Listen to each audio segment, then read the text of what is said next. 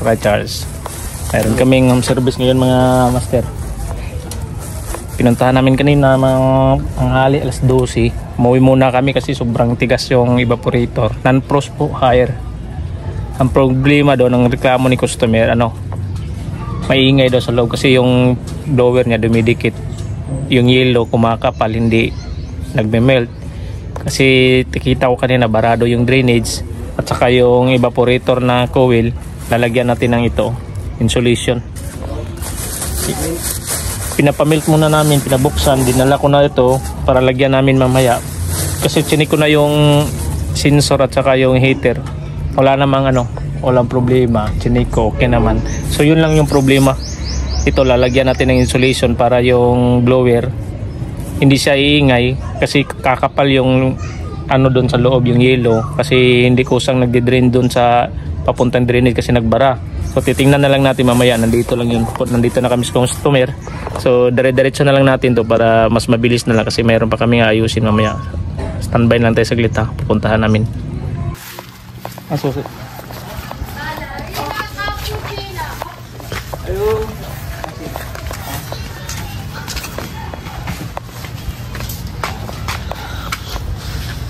Tulog. So, dito na kami sa customer. Bagong-bago pa. 1 year mahigit pa yung rep. Pero kusa siyang nawala yung bigla tapos nag-melt, nag-produce ng yellow sa evaporator. Dapat mawala yun kasi non-frost yun. Siyog daw. Hello. Nag-melt pero nagbara. Yan may yelo. Wala pa rin na natunaw. Ay ma'am, maniugtan kami. Hindi mabot, ikaw magbukat. Wala ba eh, joke lang. Wala, nagbara pa manggod niyo, di pa ma... Wala na po. Nakipaslight. Di pag kita katarong kukuha na ni kaya... May yellow pa mga master.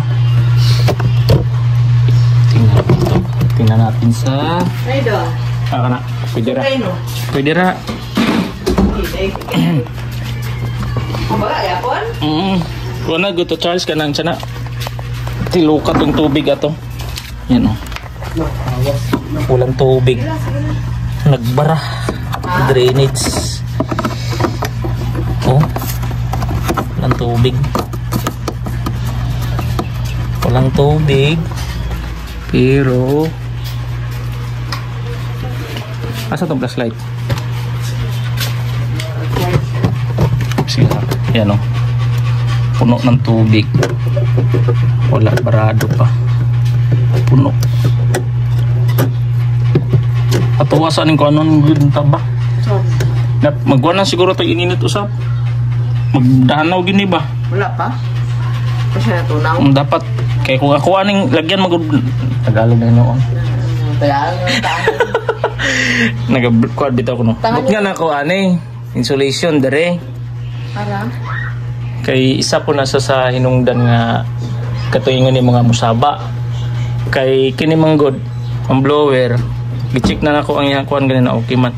Pag mapuno na ni siya guys, mo to musaba, maigo man nya mag-melt siya ay kara mapuno siya kay walay tarong pod nga drainage nga nagbara ag pero tanawon nimo sa likod barado na siya kay gikan pa sa paghitabuan na dili na gid mohagas ang tubig pero wala gi sulod di ba so barado so ang natong buhaton na karon magkuhan sa tagininit pabukal. Day. Okay ra magkuhan diri bahalag. Day. Ipagawas na lang siguro sa namo. Dito na lang yaba gano. Ay pa. Sige. Sa tumaso na niya. Sige. Kailangan tag-init tubig. Oo. So kailangan tanggalin mo na yung laman. Bakit pa ako naman? Para dalhin na lang sa labas. Kasi kailangan hanto ng mainit na tubig. Nagbara. Kita niya dito sa likod. Yan. Kahit kunting patak, wala. So isa ito sa dahilan, okay naman yung ano, pero i-check pa rin natin mamaya, pero dalhin lang muna sa labas. Standby na tayo saglit ha. So ito na, nilabas namin yung unit kasi siguro panigurado mababasa doon. Nakita nyo mga master, yung drainage dito puno pa ng yelo, so kailangan muna nating buhusan para observe natin mamaya. Lalagyan natin ng insulation muna to habang naghihintay tayo ito mag-melt. Tingnan nyo dito, mas mano na yan o. Yan, almost 1 year pa ito, pero lagi itong ginagamit nila, pero tingnan nyo walang tumatagas na tubig. Ito po yung drainage ng unit, you know. So galing na dito, tingnan nyo. So i-check pa rin natin ngayon yung ano, heater tsaka yung ito defrost sensor. Ito yung heater. So na-check natin, okay naman. Ito heater, okay naman, pero anuhan lang muna natin ito para maka ano tayo mamaya. Unahin na lang natin siguro to kasi mayroon ng mainit na tubig. Magkakape na si Charles para ano na to, dire-diretso na lalagyan natin mamaya ng insulation. Dito Charles, unahan muna natin ng mainit na tubig para ma-drain agad, malusaw yung sobrang kapal.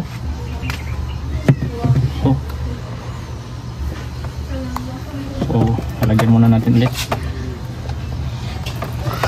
ng mainit na sabaw. Baka makalasikan tayo. Dahan-dahan. Ulit-ulit hanggang malusaw. Yan. Kanina puno to. Oh. Yan ang drainage.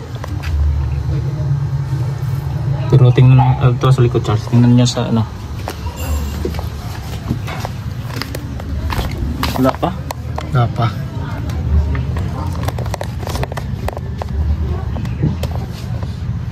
Barado ba?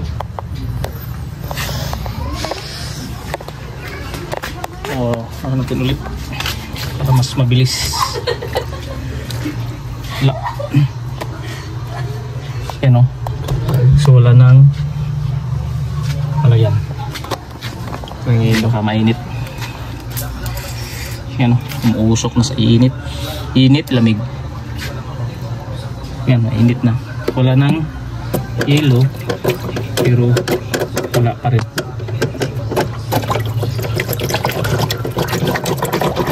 So standby na kasi ulit na para hindi hahaba yung video natin.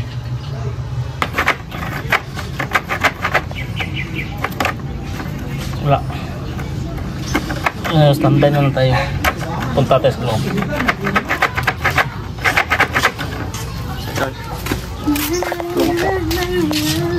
Ayan mga master, tumagas na. Ano kayang nakabara nito? Wala namang lumalabas. Kaya bilog ini charge pag dahilan ng kuan. Yan o, tumagas na, tinusok. Sige, yan. Yan, nagde-drain na. Pakasibo, sige, hot na. Yan o, tumagas. Pinuhusan na ni Master Charles ng mainit na tubig. Yan. Ano kaya nakabara? Wala namang lumalabas na may bumabara. Sibo yata. Hurot na? Wala. Cute na. Yan o. Alright. Right. Init. Nagbara, so walang masyadong drainage. Nusok na namin, tanggal na. Alright, so nga next natin gawin, tagyan muna natin to ng insulation. Lagyan. Para dito.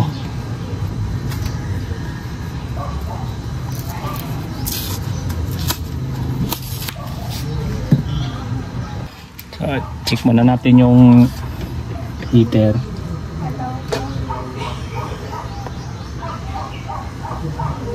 Yan, okay naman yung heater.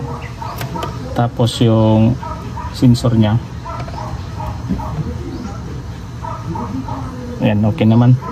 So, ang problema lang kasi nagbara yung drainage. Tapos lalagyan natin ito ng insulation. Kasi pag mapuno ng yelo, sasaya dito sa blower. Kaya iingay siya, tapos magpo-form siya ng yelo dito kasi walang drainage. So yan, wala na yung bara. So lalagyan na muna natin ito ng dito insulation para hindi siya magpo-form ng yelo. Ito lang, ito na portion, oh. Lalagyan natin yan, tapos punahan natin ng cable tie. Yan, kasi masakit itong mga pins pag makatama. Yan, babalutan natin ng cable tie para mas okay.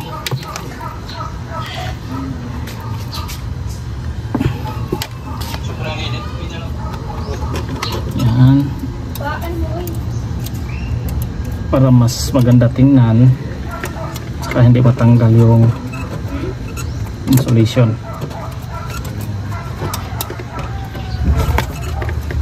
Ito po yung gawin nyo pag mga ganitong unit, kahit bago pa, pag magbara yung drainage nya.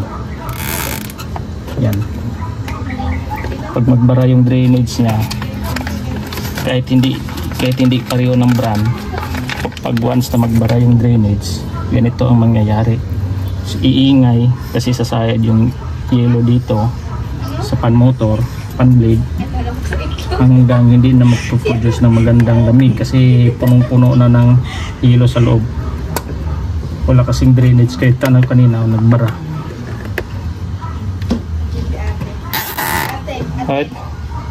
Right. Yan, ay kabit na namin mga connection niya. Nalagyan na ng insulation. Mamaya na natin ibalik para makita nyo na umaandar yung yan, hintayin lang natin ng mga ilang minutes. Ulitin natin, halagyan natin ulit ng tubig. Yan, nagdi-drain na yan. So may laman na yan dito. Yan, tumatagas na, hintayin na lang natin ng mga ilang minutes bago andar yung compressor. Yan, umaandar na yung blower, diba? So kahit nakaganyan yan, pwede natin ibalik yan kasi nakasakit naman lahat, gumagana na,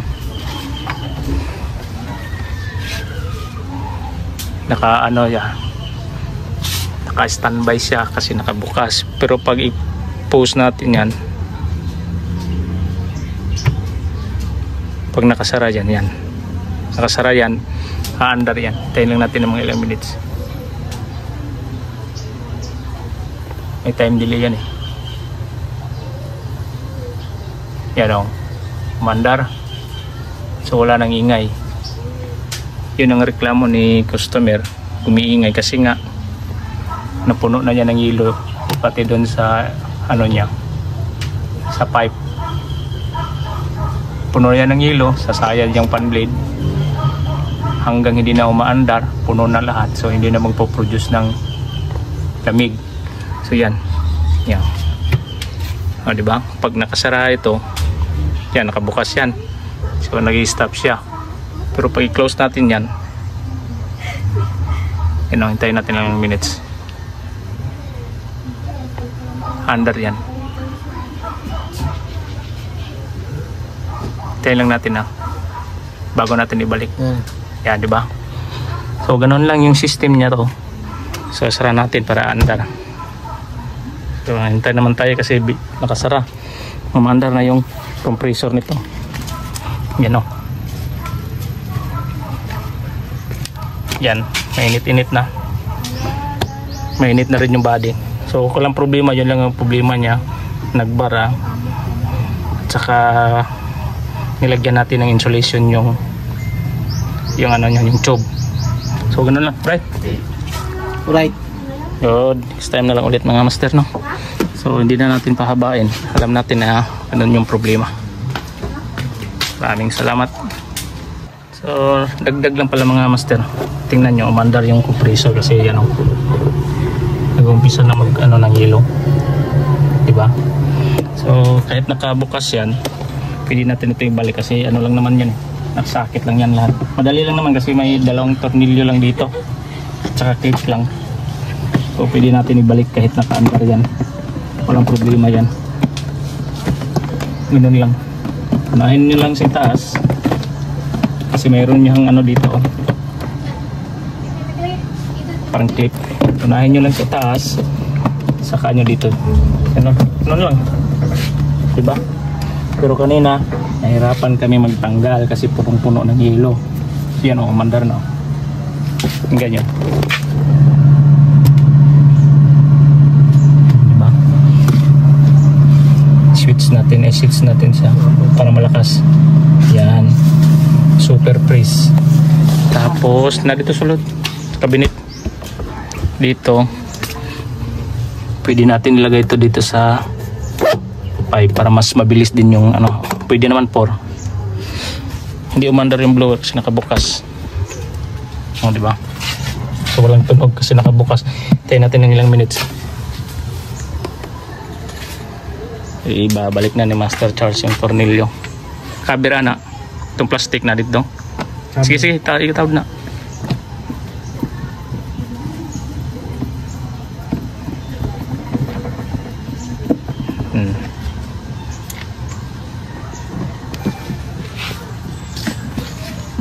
Oh, Charles. Right. Next time ulit. No. Yan, mandar ng blue.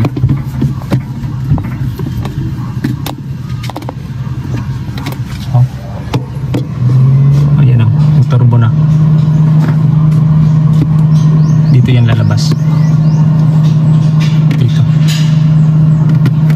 At saka doon sa gilid kanina nakita nyo. Doon yung daanan ng hangin papunta doon sa ilalim. So wag na natin buksan para hindi mamamatay yung pan motor. So kunting linis na lang to, saka ilagay natin sa loob. So next time ulit mga master.